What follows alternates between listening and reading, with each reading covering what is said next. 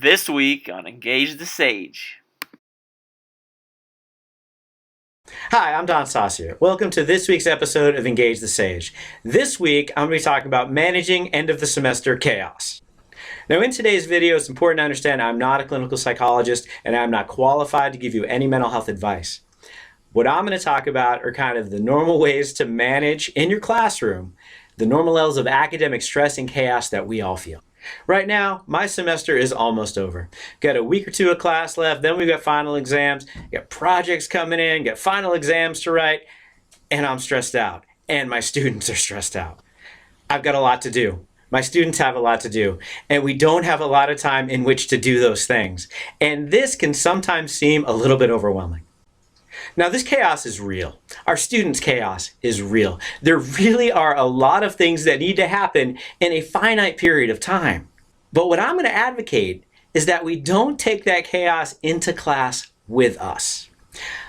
Our concept of trickle-down engagement says that our excitement, our enthusiasm, and our engagement in the content is basically to be contagious to our students. The way that we feel about that content is going to trickle down to our students. So if we're engaged, they're engaged. And if they're engaged, they're more likely to learn. Unfortunately, it's probably true the other way too. If we come in stressed and we come in anxious and we come in overwhelmed, then they might reflect that stress, that anxiety, those feelings of being overwhelmed, and that might actually interrupt their ability to learn the material that we're trying to share with them in that classroom. Now, there may be some value in admitting to your students that you are stressed out by the end of the semester. There may be some ability for you to commiserate with your students in the banter before class, or letting them know that you know that finals week is going to be hard for everybody. But beyond that positive use of this to be a way to relate to our students, I don't think it's something we need to dwell on. I don't think it's something we need to emphasize. And I really don't think it's something that should predominate my emotional experience in front of my students. Because if it affects me in that way, then it lowers my engagement in teaching. And I really don't want that to happen. If I become less engaged in my teaching, I think my students are going to be less engaged in my content and less engaged in their learning. I've talked before about my idea of the classroom being an oasis. The oasis is the place where I get away from the chaos. This is where all of those other things that are competing for my attention, all of those other things on my to-do list, they can't reach me for the 50 or the 75 minutes that I'm in class with my students. And I think we can share this concept of oasis with our students. We can let them know that this is the place where we come to learn. This is the place where we come to share this content with each other. And those other things that we have to do, now is not the time to do them. And I think we can even thank our students for them providing this oasis, this sanctuary for us, away from the chaos of that end of the semester. They let us get away from all of those other things for a little bit of time to talk about the stuff that we love with them.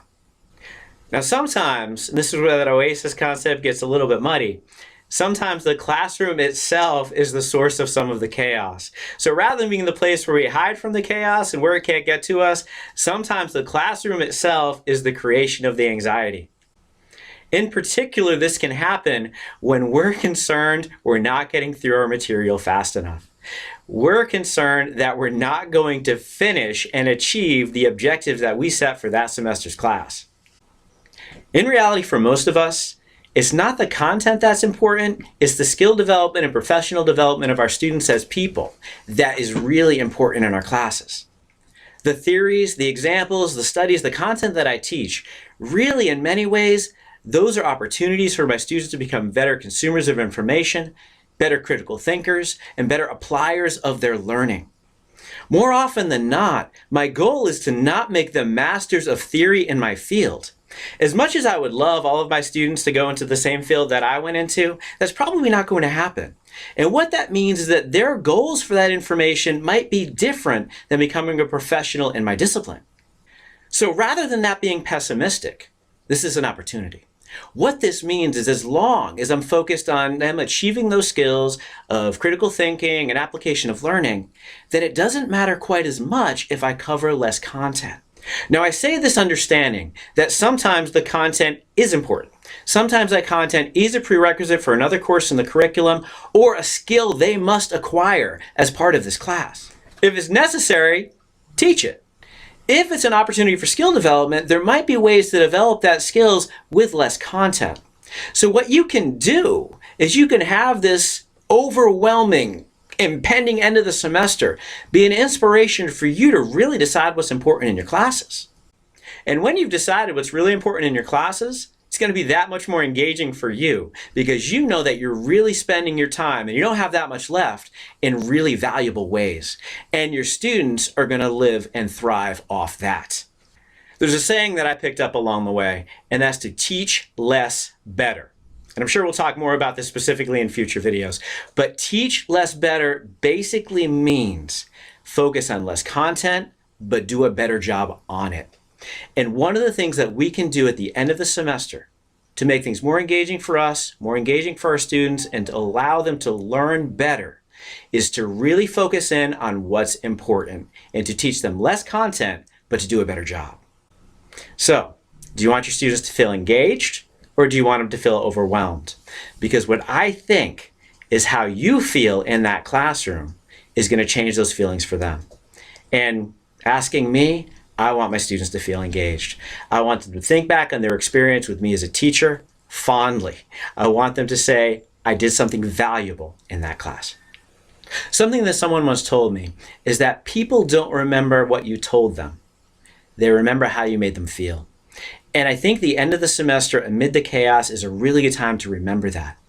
What I want to do is I want to let my students know that I felt respect toward them, I felt engaged when I was with them, and I really valued my time with them. The content is just a vehicle for me helping them understand that. And that's something you can take away. The end of the semester is a really good time for us to think about those kinds of lasting impressions that we may be able to have on our students. So I'm going to make the best with the time that I have left this semester, and I'm going to do my best job that I can to not take the chaos at the end of the semester that I'm experiencing at an emotional level into class with me.